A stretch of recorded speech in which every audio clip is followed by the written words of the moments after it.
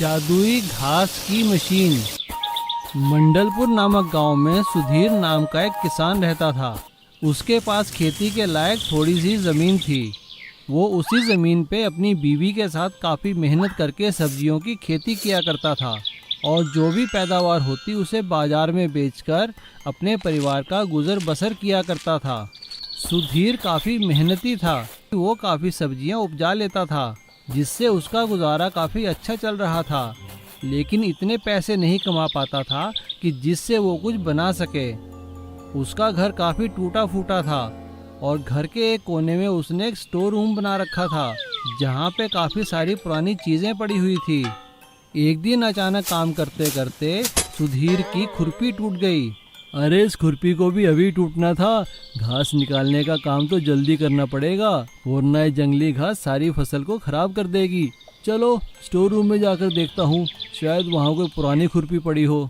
सुधीर अपने store room में जाता है और वहाँ पर कोई दूसरी खुरपी ढूंढने लगता है। काफ़ी देर ढूंढने के बाद भी उसे कोई खुरपी नज़र नहीं आ रही थी।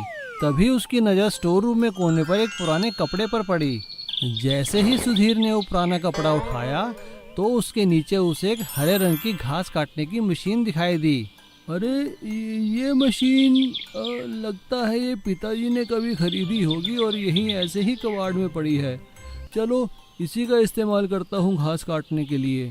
सुधीर उस मशीन को साफ करके बाहर ले आया और उससे घास काटने लगा। लेकिन वो ये देखकर हैरान हो गया कि जैसे ही उसने उस मशीन से घास काटी तो वो सारी घास सोने की हो गई। सुधीर को अपनी आंखों पर विश्वास नहीं हुआ। तभी उसे एक आवाज सुनाई दी। सुधीर, ये मैं बोल रही हूँ, घास काटने वाली मशीन। तुम जो कुछ भी देख रहे हो ये बिल्कुल सच है। सारी घास सोने की हो चुकी है। मगर याद रखना, तुम लालच नहीं करोगे वरना तुम्हें भी तुम्हारे पिता की तरह पछताना पड़ेगा। सुधीर मशीन को बोलता देखकर हैरान हो गया और उसने मशीन से कहा, ये खेत मेरे, ये घास मेरी और तुम मशीन भी मेरी। मैं जितना चाहे घास काटूं, जितने चाहे घास को सोने की बनाऊं, इससे तुम्हें क्या लेना देना। और ऐसा कहकर सुधीर अपने सारे खेत की घास काटने लगता है और वो जितनी भी घास काटता है सारी सोने की बन जाती है। तभी उसकी बीवी सुनीता रोटी लेकर वहाँ आ जाती है और सोने की घास देखकर हैरान हो जाती है। सुधीर उसे सारी बात बताता है। सोने की घास देखकर उसकी पत्नी के मन में भी लालच आ जाता है और वो सुधीर से सारी घास को सोने का बनाने के लिए कहती है। सुधीर अपनी बीवी की बातों में आ जाता है और वो अपने खेतों की सारी घास काटकर उसे सोने की बना लेता है।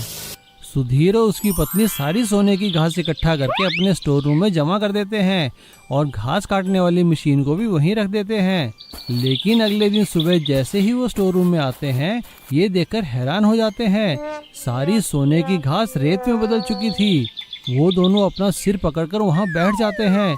तभी मशीन हंसते हुए कहती है, सुधीर, मैंने तो तुम्हें पहले ही कहा था कि लालच में मत आना। लालच के चक्कर में तुमने सुनहरी घास भी गवा दी और अपनी सारी फसल भी बर्बाद कर दी। मशीन की बात सुनकर सुधीर को अपनी गलती का एहसास होता है।